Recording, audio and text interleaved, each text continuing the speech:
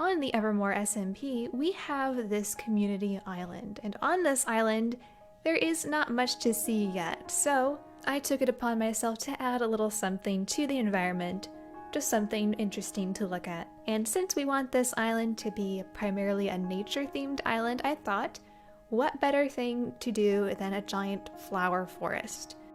We don't really do shops on the server, so instead we are just going to have little places on our community island where you can pick up extra resources. If people have excess resources, they can drop them off at a place, and someone can just pick them up whenever they need to. So it's more of like a free-for-all type thing. All that to say, this flower forest is primarily just a place where you can pick up extra flowers or dye as needed, or things of that nature. No pun intended. So that first flower I built was really just an experiment to see if I could kind of convert the inside of a flower into a building. It didn't turn out quite like I was hoping, but then again, when does anything do that? And we can't just stop with one flower. Of course, now we have to build an entire forest in this area. Now, I say an entire forest, however, it was a much smaller area than I was originally picturing or anticipating. But it was pretty resource heavy, and I didn't want to take up too much space on this island, so we're gonna keep calling it a forest even though it hardly classifies in my book.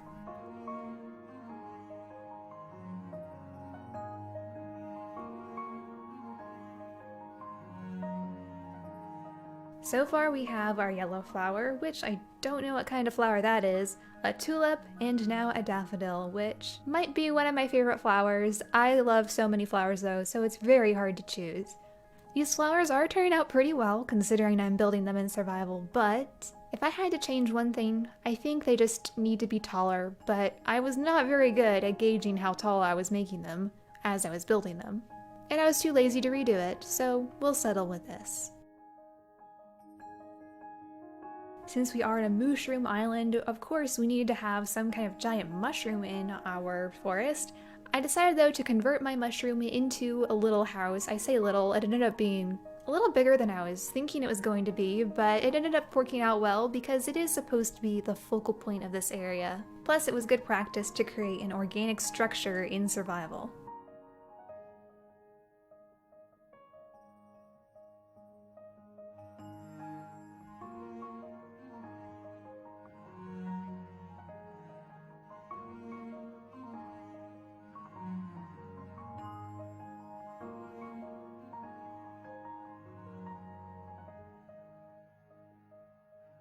Whoops, looks like I did a little building off camera. I will show you the inside of the house later, but now let's go ahead and add an orchid, which is the final flower of our 4-flower forest.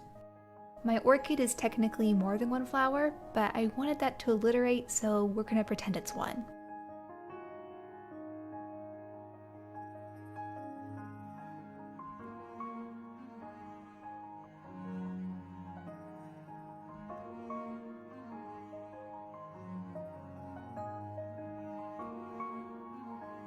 The final touches to our forest is adding tons and tons of grass sprigs everywhere, and I wanted this forest to look super dense, and the more grass I added, the more I realized this wasn't really getting the effect that I wanted. So I developed a new strategy to achieve this dense look, and that is basically to just wall off the entire area so it actually looks like it's more filled in than it actually is.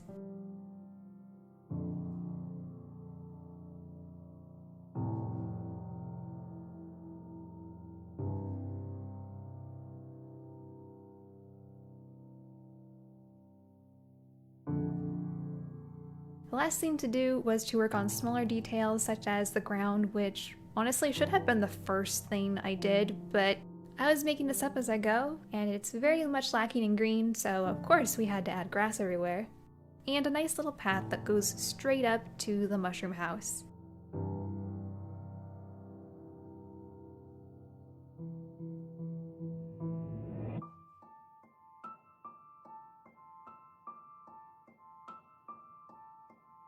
To conceal the forest, I added an additional little entrance in the front by creating a spider web that you need to pass under before the forest is revealed to you. This time lapse was a little shorter, but now that it's done, I'm going to take you on a quick tour. Good morning, Jarvis. I know this is not the thing I just built, but I came back here to show you how I've been collecting all of those resources all at Terracotta. That build wasn't extremely big, but it did take me a while because I have been having to grind for all of those resources.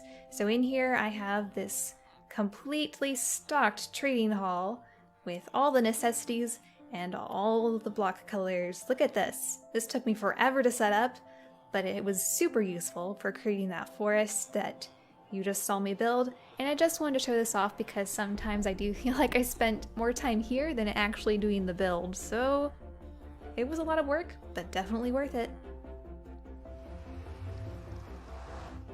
And this is our community island so far.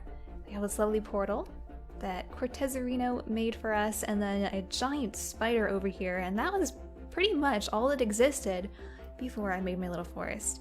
And yes, that spider web was partially inspired by this giant spider who is guarding the forest. At least that's what I'm saying now. And then I did add my own little spider on my web too, because I feel like this web was way too small for that big guy over there.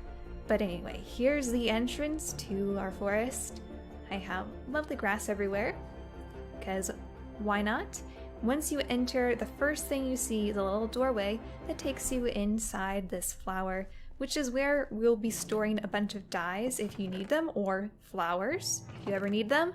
There's going to be a whole bunch in here. Right now there's not tons because, you know, it's basically brand new, but this is a nice little area where you can come in here and just drop off a flower or pick up some dyes. We'll have to actually create a flower farm. We don't have one of those yet, but this will be very nice and handy for that purpose. And we're gonna walk outside, come around this corner, and just follow the path, and it's going to lead you up to the mushroom house. And as you can see, I tried to position it where it looked really nice as you were approaching it, and there's just tall grass everywhere, as you can see. It just looks so pretty with these shaders. Over here is a little exit if you wanted to exit out that way. There's nothing beyond that point yet, but it's there. And we can go ahead and go inside this house. There's not much to see in here, but I'll show you around. It's actually a lot bigger than you might think it would be. So in here we have this little room and this main room here. It does have maybe 3 stories to it. Let's see, this is the 2nd story. Wait, it has 3 stories plus an attic if I'm not mistaken. This is the 3rd story. We have a little fireplace in here, and then this will take you up to the attic, which is just this teeny tiny room with the chimney continuing up there and then the window at the top. So there is no furniture, as you can see, but I did go through the trouble of at least covering the inside walls so it actually looks like a house, which was kind of difficult considering I built the structure. Well, I built the organic structure first and then tried to make it look more structural inside. I don't know if that makes much sense, but that's what I tried to do. So as you can see, the area really isn't that big, but it was a lot of work, and I think it turned out okay. If I had to do it over, I would definitely make it much bigger and much more expansive where you can explore more. This isn't a really huge area, but it did take me quite a while to build, and I guess it's not bad considering it's the first time I tried doing something like this.